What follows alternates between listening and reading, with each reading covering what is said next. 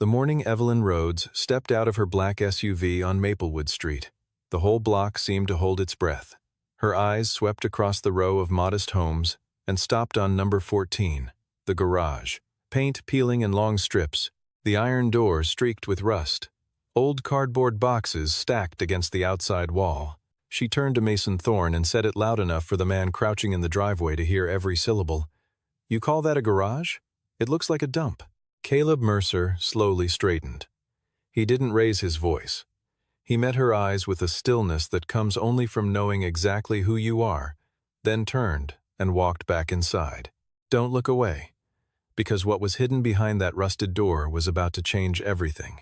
Maplewood Street had been the same for 40 years. The same maple trees arching over the sidewalk, the same faded welcome mats, the same neighbors who knew each other by first name and first cup of coffee. It was the kind of street that cities forget about until a developer decides it's exactly what they need. Number 14 sat near the end of the block. The house itself was neat, modest, but cared for. A small front yard with a rose bush that Claire had planted the year before Aria was born. A wooden fence that Caleb had repaired board by board the summer after the funeral. And the garage, 2 cars wide, facing the alley out back, with a door that had not been repainted since the previous owners left.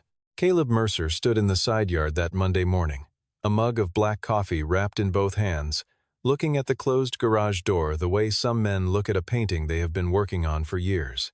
He was 38, with the kind of quiet face that makes people think he is either completely at peace or thinking about something very far away. Most of the time, it was both. He heard the back door bang open, and small feet hit the wooden porch steps. Aria came around the corner of the house in mismatched socks, her dark hair uncombed, one arm wrapped around cotton, the stuffed rabbit whose left ear had been resewn 3 times. She stopped beside her father, looked up at him, then looked at the garage. "Are you going in today?" she asked. "After I drop you off," he said. She nodded slowly, the way she always did when she was deciding whether to ask a follow-up question. Then, "Are you almost done?" Caleb looked down at her. He smiled, not a broad smile, just the small kind that lived at one corner of his mouth. "Getting there," he said. It was the same answer he had given her for 2 years. Aria had stopped pressing. She understood, in the way that children who have grown up too fast sometimes do, that there were things her father was allowed to keep to himself. By mid-morning, Diana Walsh had knocked on the front door. She was 62, lived 3 houses down, and had brought food to Caleb's door more times than either of them kept count of. That morning it was a loaf of banana bread, still warm. "Have you heard?" she said, holding the bread out and stepping inside without being fully invited, which was their arrangement. "Some development company. They're buying up the whole block, apparently, turning it into some kind of commercial complex." Caleb set the bread on the counter. "I heard." Diana looked at him. Then she looked toward the back of the house, toward the door that led to the garage. "Caleb," she said carefully, "if they come knocking." "I know," he said. "You don't seem worried." He turned back to the counter and picked up his mug. "I'm not." Diana stood in the kitchen for a moment longer, studying the side of his face. Then she sighed, patted his arm once, and left. She did not understand it. Most people on Maplewood did not understand Caleb Mercer. But Diana had long since decided that not understanding a person and trusting them were not mutually exclusive. 2 black SUVs arrived on Maplewood Street just after 3 in the afternoon, parking end-to-end at the top of the block, with the kind of coordinated precision that announced money before a single door opened. Evelyn Rhodes stepped out first.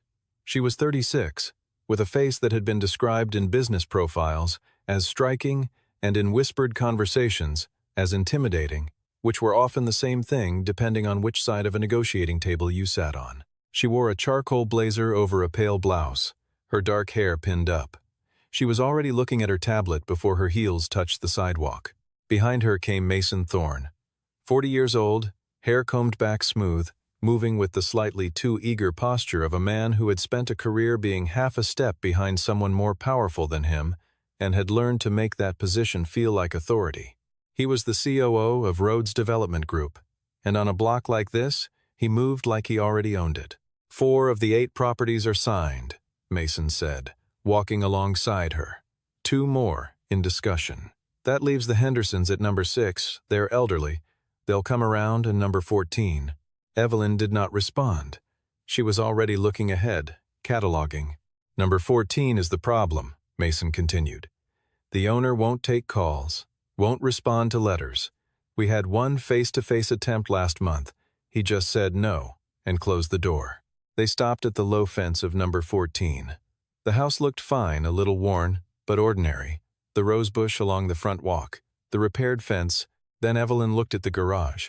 The paint on the door had peeled away in long curling strips, exposing the gray metal underneath.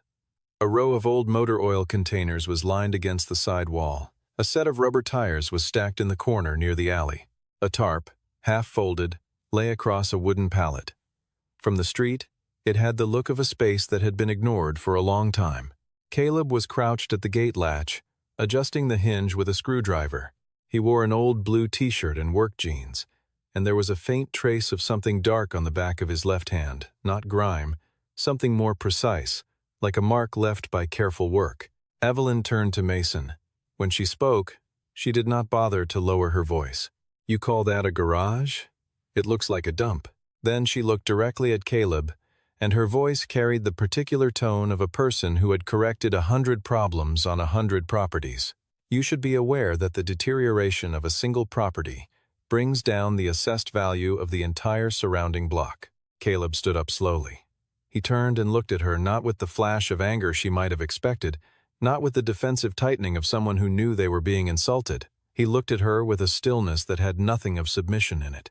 It was the stillness of a man who had already decided, long ago, that other people's first impressions were not his responsibility. He said quietly and without heat, "You haven't seen the inside." Then he turned and walked to his front door and went inside. Mason snorted softly. Evelyn said nothing. Behind the living room curtain, Arya stood on the couch cushion with cotton tucked under her arm, watching. When her father came through the door, she asked, "Were those the people who want our house?" "Some of them," Caleb said. "What did the lady say?" "Something about the garage." Arya considered this. "She hasn't seen inside," she said. "No," he said. "She hasn't." Outside, Evelyn was already walking back toward the SUV, tablet in hand, running calculations on easements and acquisition timelines. But somewhere in the back of her mind, a single phrase had lodged itself and would not quite let go. "You haven't seen the inside." Mason returned alone the next morning. He dressed slightly more casually this time, no tie, collar open, which was his version of meeting people where they were. He had a proposal folder under one arm and the kind of smile that practiced itself in mirrors. Caleb answered the door in the same blue t-shirt. $220,000, Mason said, holding out the folder. "For the property and the lot. That is 50% above current assessed value, Mr. Mercer. Your neighbors thought that was quite reasonable." Caleb looked at the folder without touching it. "No, I understand it is a significant decision." "It is not," Caleb said. "No, is a short decision." Mason let the folder drop slightly. "Here is the practical reality. Every home on this block except yours has now been acquired or is in final negotiation. Within 6 months, construction on Meridian Square begins. You will be living next to a construction site. Your daughter will be fine," Caleb said. "Will grow up hearing jackhammers at 7 in the morning." Caleb leaned against the doorframe. He did not look angry. He looked the way a man looks at weather, aware of it, unbothered by it. "Thank you for the offer," he said. "Have a good morning." He closed the door. Mason stood on the porch for a moment, then turned and walked back to his car. On his way, he glanced once more at the garage. The peeling door, the stacked tires. He filed something away and drove off. That afternoon, Caleb picked Arya up from school. He could feel the looks from some of the other parents, the awkward glances that meant word had gotten around. A man named Gordon, who lived 2 blocks over, fell into step beside him at the gate. "They're offering good money, Caleb. I don't see what there is to hold out for." Caleb did not answer. He spotted Arya coming through the school doors, backpack bouncing, and raised his hand so she could find him in the crowd. On the walk home, Arya slipped her hand into his. "Is it true we might have to leave?" she asked. "No. How do you know?" He looked down at her. Because I said so. She seemed to consider this a satisfactory answer, which, coming from her father, it was. She squeezed his hand once and shifted Cotton further up under her other arm. That same night, in a hotel suite 2 miles away, Evelyn Rhodes sat at a desk reviewing the acquisition file on number 14. She had read most of it before.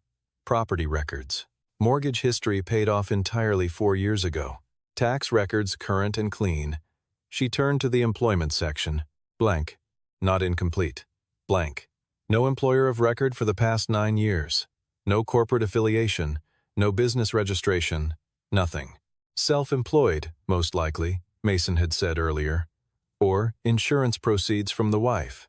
Either way, it has no bearing on the acquisition. Evelyn had nodded.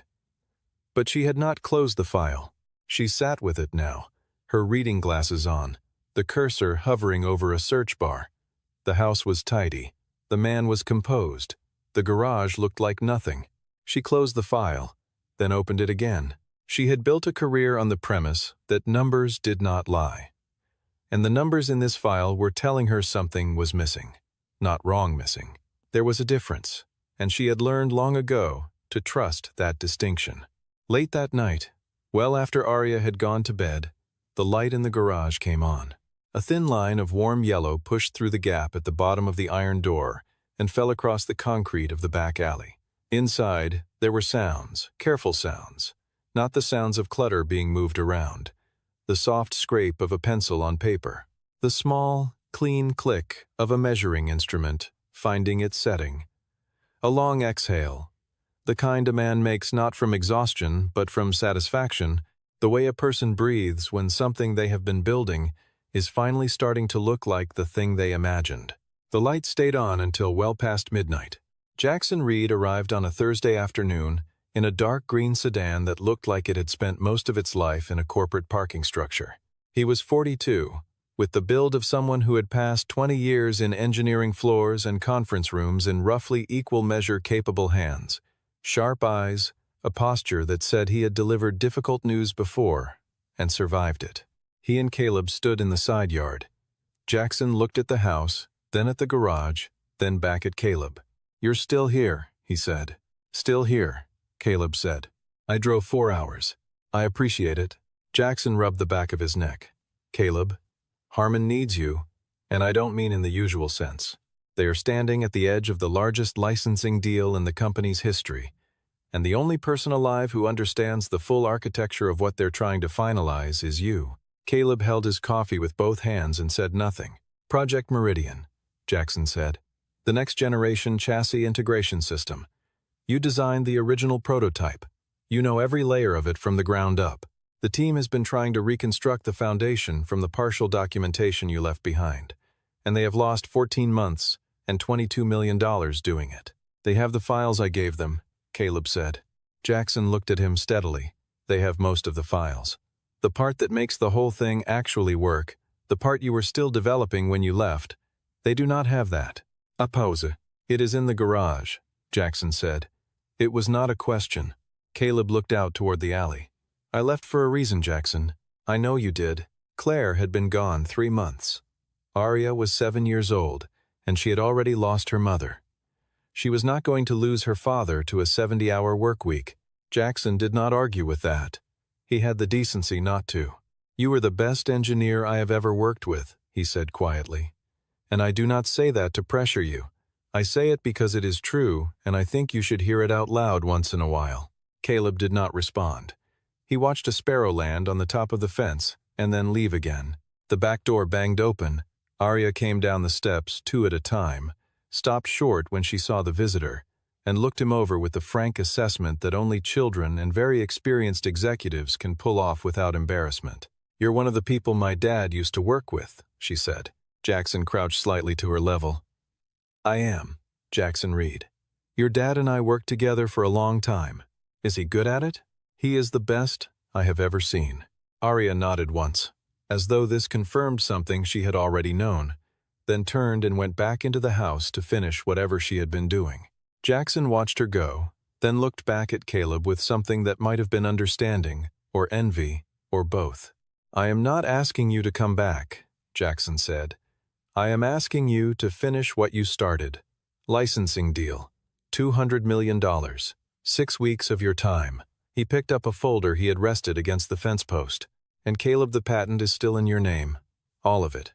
You left before anyone thought to argue about it." He held out the folder.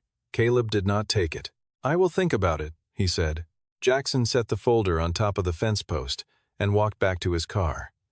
Before he opened the door, he turned once more. "The world should see what you have been building in there," he said.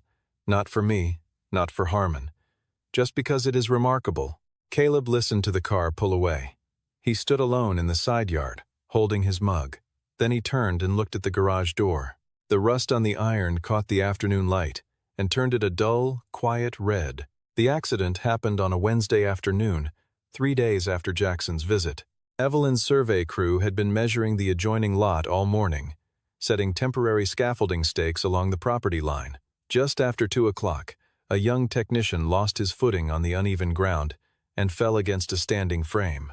The metal scaffold swung wide, came over the fence in a single lurching arc, and struck the side of the garage door with a sound like a gunshot. The impact rang through the neighborhood. Aria cried out from inside the house. Caleb was already moving. He came around the back at a run, checked on the technician, first shaken, not hurt, then turned to the garage. The door had buckled slightly inward on the lower right corner. He knelt down and checked the frame. Then he stood, unlocked the door, and pulled it open to check the interior. He had not planned for anyone to be standing behind him. But Evelyn was there. She had heard the impact from the street and come around the corner of the house at the same moment Caleb had. She was 3 steps behind him when the door swung open, and she saw everything. The light came first, a clean, steady wash of white LEDs mounted in 2 rows across the ceiling, illuminating a floor of polished concrete that held no stain, no crack, no sign of disorder. The air inside was cool and dry. There was no smell of rust or neglect. There was the faint, particular scent of machine oil and paper, and careful time the smell of a place where serious work had been happening for years. Against the left wall, 3 shapes sat in a row, each draped in a fitted gray cover. Caleb crossed to the nearest one and pulled the cover away in a single motion, the fabric falling in a clean fold to the floor. Beneath it was a 1966 Ford GT40 in Gulf livery, cobalt blue and orange. The paint so deep and exact that it looked like light was coming through it rather than reflecting off it. Every surface was original. Every trim piece aligned to a standard that had nothing to do with sentimentality and everything to do with mastery. The second cover came off, a 1970 1 Ferrari 365 GTB Daytona in deep Rosso Chiaro, the side mirrors still carrying the original factory adhesive under the chrome. The kind of car that auction houses spoke about in careful, hushed voices and then set records. The third car Caleb left covered. He stepped back, but Evelyn was already looking past the cars. Along the right wall was a workbench that stretched nearly the full length of the garage. On it, weighted down at the corners with steel blocks, lay sheets of technical drawings, not digital prints, but hand-rendered diagrams in graphite pencil, dense with dimension lines and section notations and the kind of marginal calculations that engineers write when they are working something out in real time. Above the bench, 2 monitors showed a 3-dimensional CAD model rotating slowly in a light gray field, a chassis system of extraordinary complexity. Every joint and load path labeled in precise, unhurried notation. And on the shelf above the monitors, a small collection of objects, a wristwatch with a competition dial, still in its presentation case, the kind given at engineering award ceremonies. A framed photograph, a woman standing beside the GT40 before it had been restored, laughing, her hand flat on the car's roof as if measuring the height of her happiness. And pinned directly to the wall beside the frame, in green and purple crayon, a drawing of 2 stick figures, one tall and one very small, standing next to a yellow shape with 4 wheels. Underneath, in uneven block letters, Dad and Dad, making car. Caleb stood in the center of the garage. He did not try to explain. He did not list what the cars were worth or describe what the designs represented.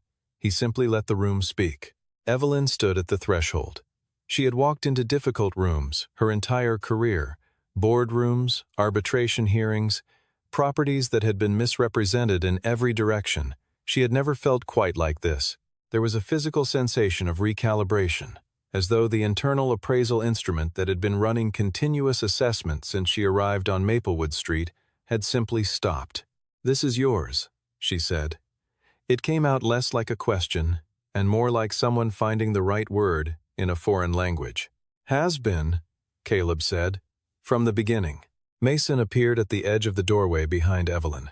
He looked in. His expression moved through several things in rapid sequence: surprise, calculation, the first flicker of something that might have been concern, and then settled on careful neutrality. "We should go," he said quietly to Evelyn. She did not move for another few seconds. Then she stepped back, and the heavy door swung slowly closed. Caleb stood alone in the garage. He looked once more at the photograph on the shelf.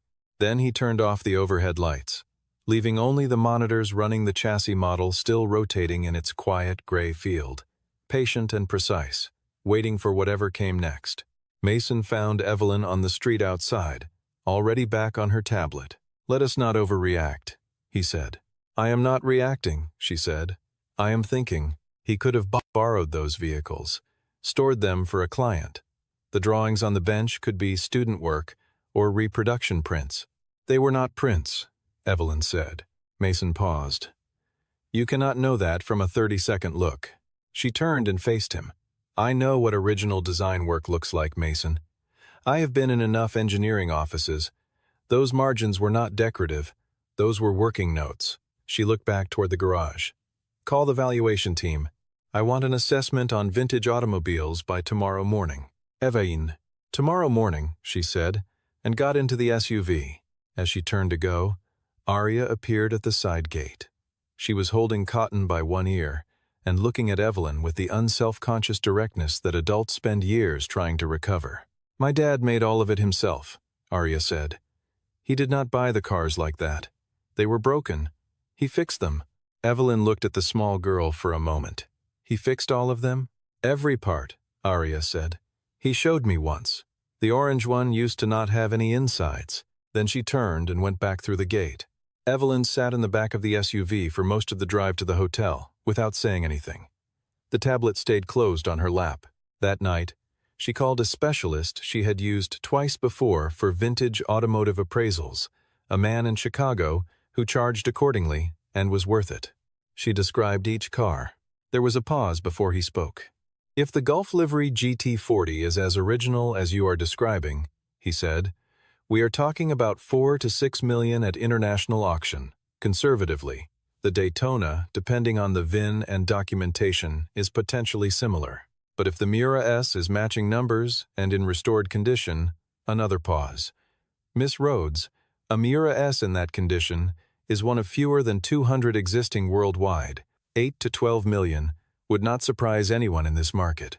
Evelyn thanked him and sat very still. She opened her laptop and typed 2 words: Caleb Mercer. The first result was dated 5 years ago, an industry trade publication.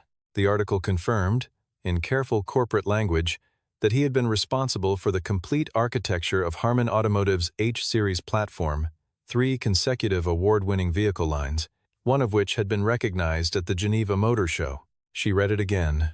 Then she set the laptop aside and looked at the ceiling. In the morning, she went to Maplewood Street alone.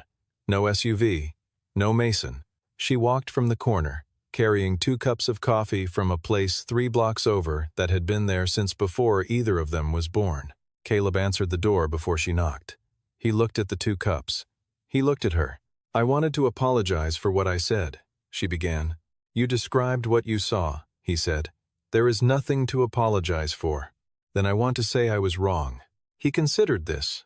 "You were incomplete," he said. "That is different." A small pause. "Can I see it properly?" she asked. Just properly this time. He was quiet long enough that she thought he was going to say no. Then he stepped aside and gestured toward the back of the house. Inside the garage, with the lights on and no emergency driving the moment, she moved through the space the way she should have the first time. She stood for a long time in front of the GT40, close enough to see the surface of the paint, Not the surface of an amateur, but the invisible, perfected finish of someone who understood the material at a level most people never reach. She stopped in front of the workbench.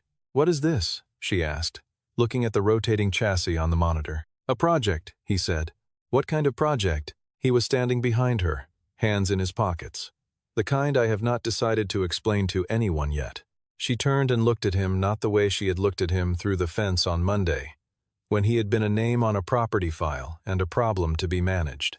She looked at him the way a person looks when they are genuinely trying to understand someone rather than evaluate them. "How long have you been working on it?"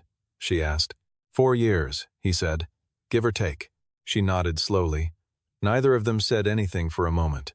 Outside, the maple trees moved in a light wind, and a car passed on the main road, and number 14 on Maplewood Street held its quiet the way it always had, like something that had been waiting patiently for the right person to finally ask the right question. Mason Thorne spent the evening after the garage incident doing the thing he did best, which was finding the angle no one else was looking at. He recognized the GT40. He knew enough about classic automobiles to understand the rough scale of what was sitting in that garage, and that changed the calculation entirely. If Caleb Mercer had assets of that magnitude, the property negotiation was not a simple holdout by a sentimental homeowner.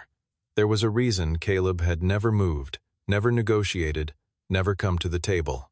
There was leverage somewhere that Caleb was either sitting on or waiting to use. Mason spent 3 days on the phone with a legal firm his office had worked with before on intellectual property matters. What they found was this. The patent registrations on file under Caleb Mercer's name contained a set of confirmed applications, but there were 5 additional designs that appeared in Harman Automotive's internal R&D archives, designs developed during Caleb's employment for which the formal assignment paperwork had never been completed before he walked out. The legal theory was thin. Mason knew that, but thin was sometimes enough to delay, disrupt, and discourage. The letter arrived at number 14 on a Friday morning. A courier knocked, handed Caleb an envelope, and left without waiting. Inside, a formal notice of intellectual property dispute, citing Caleb's employment agreement with Harman Automotive and claiming that 5 design architectures, including core components of what the letter called the Meridian Chassis Integration System, had been developed on company time and using company resources and were therefore subject to corporate ownership. The letter was signed by a partner at a law firm Mason used personally. The header did not include Rhodes Development Group, but Caleb read it once and understood exactly where it had originated. He set it on the kitchen table and went to make Arya's lunch. That evening, after Arya was in bed, Caleb sat at the kitchen table with a folder he had kept in a fireproof box in the hall closet since the year he left Harman. He opened it. Inside was a collection of documents organized with the deliberate precision of someone who had anticipated this conversation, if not this exact moment. He read through each one, not anxiously the way a person reviews material they already know, checking that nothing has changed, confirming that the ground beneath them is still solid. It was. He picked up his phone and called Jackson Reed for the first time. Jackson answered on the second ring. "Someone is trying to claim the Meridian designs," Caleb said. A brief silence. "Who?" "A law firm, acting on behalf of someone with a reason to want me off this property." "Caleb, are your filings complete? All of them?" "Every one, including the 5 that were in progress when I left. I filed them independently, 14 weeks after I resigned, under my name as private inventor. The applications are confirmed. The grants are issued." Jackson exhaled slowly. "Then, they have nothing." "I know. But I need Harman to say that out loud in a room." "Consider it done," Jackson said. The following morning, in the Rhodes Development temporary office at the hotel, Evelyn opened the shared inbox she and Mason both used for acquisition correspondence. She found an email from a legal partner she did not recognize, copied to Mason's personal address, outlining a strategy for what was described as accelerating the number 14 clearance via intellectual property leverage. She read the email twice. Then she closed her laptop, walked down the hall, and knocked on Mason's door with 3 deliberate knocks. He opened it. He saw her face. "My office," she said. Now, whatever he had been about to say, he did not say it. The meeting was held at the Harman Automotive Regional Legal Office, 11 floors up in a building 12 blocks from Maplewood Street. The room held a long table, 8 chairs, and the particular silence of a space where serious disputes get resolved. Jackson Reed arrived first and arranged his own documents before anyone else came in. 2 attorneys from Harman's legal division took seats along the right wall. A representative from the patent office, present as a neutral observer at Jackson's request, sat at the far end. Mason arrived with his own counsel, a sharp-faced man in a charcoal suit who had settled 3 intellectual property disputes in the past year. Evelyn sat across the table from Mason, separate from his side of the room, in a way that had not been discussed, but was unmistakable to everyone present. Caleb came last. He wore a white dress shirt with no tie, and he carried a leather briefcase that was old enough to have lost its shine. He took the chair at the center of the table and set the briefcase down without opening it. He looked at no one in particular. He did not appear to be preparing himself. He appeared to already be prepared. Mason's attorney opened the presentation. He was thorough and spoke quickly. The core argument was this: 5 design architectures attributed to Caleb Mercer had been created during his tenure at Harman Automotive, using Harman resources within Harman facilities. The employment agreement, which the attorney now circulated, contained a standard assignment clause: all inventions created during employment, using company time or resources, were the intellectual property of the corporation. The exit process had been irregular. No formal transfer documentation had been completed. The patent applications filed by Caleb after his departure were therefore subject to dispute. The attorney sat down. The room turned toward Caleb. He reached into the briefcase and removed a document folio dark blue, the kind professional services firms use for final deliveries. He opened it and placed 3 items on the table in sequence, working slowly and without drama. The first item was a set of patent grant certificates from the U.S. Patent and Trademark Office, 17 in total, each one marked with the confirmation seal and issue date, each one bearing the name Caleb Mercer as sole inventor. The 5 applications in question were included.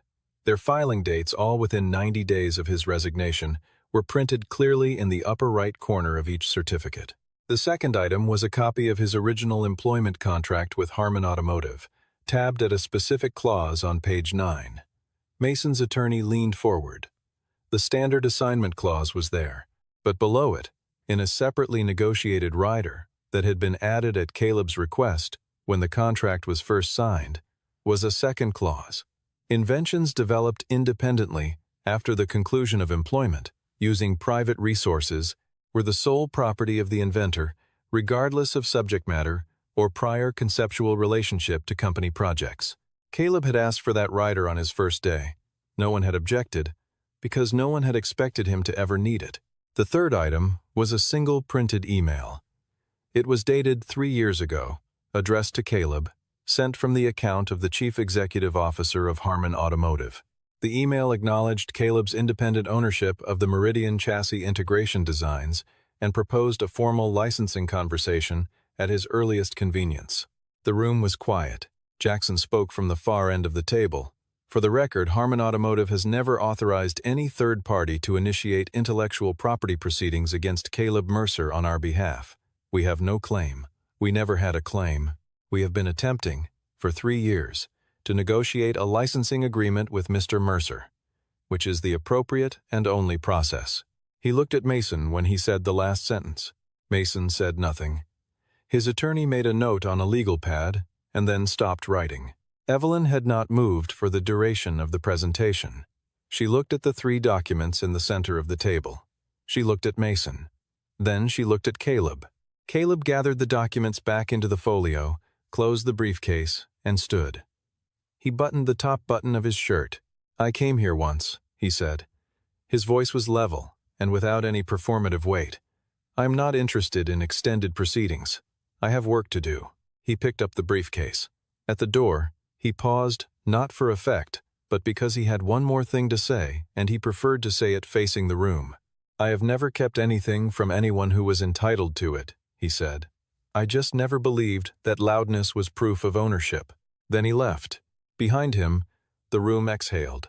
10 days later, Rhodes Development Group issued a revised master plan for the Meridian Square project. The redesign redistributed the footprint of the new commercial complex around the existing residential properties on the south side of Maplewood Street, rather than replacing them. Number 14 was not listed under any acquisition or clearance item.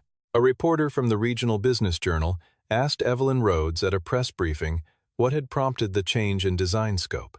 She paused for a fraction of a second, the kind of pause that journalists notice and rarely understand the cause of, then said, "Sometimes you have to look at what is actually inside a space before you decide what to do with it." That evening, Caleb made pasta for dinner.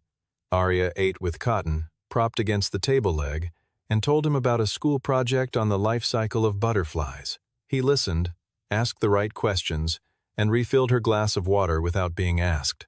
After dinner, he washed the dishes and stood at the kitchen window looking out at the back alley. Then he put on his jacket and went to the garage. He stood in front of the shelf where Claire's photograph sat. The woman in the photo was laughing the real kind, the kind that arrives before the camera is ready. Her hand was flat on the roof of the GT40, which at the time had been a gutted shell with no paint and no future. She had stood next to every version of every project he had ever taken on, not because she understood all of it technically, but because she understood him. He stood there for a while, not sad exactly, something more settled than that. A week after the meeting, the licensing agreement between Caleb Mercer and Harman Automotive was signed and notarized. The final figure was $230 million, $30 million above the number Jackson had originally named, after negotiations that had lasted 4 days and that Caleb had conducted himself, without a corporate attorney, from a folding table in a hotel conference room. The rights remained entirely his. The credit remained entirely his. Caleb did not celebrate. He sat alone in the garage that evening, in a chair he had moved next to the workbench, and looked at the photograph on the shelf for a long time. Then he stood, pulled the gray cover back over the GT40 with the same careful motion he always used, and turned off the lights. Then he heard small feet on the back steps. He turned. Arya stood at the garage door in her pajamas and socks, Cotton dangling from one hand, eyes wide and slightly ceremonial, as though she understood this was a visit that required a certain gravity. "Can I come in?" she asked. He opened the door wider and stepped back. She came in and stood in the center of the garage and turned slowly, taking in the whole space the way she had wanted to for years. She walked up to the Ferrari and touched it gently with one fingertip, the way you touch something you have wanted to touch for a long time and are not sure yet if it is real. "Which one did Mom like the most?" she asked. "She found the orange one," he said. "Before I did.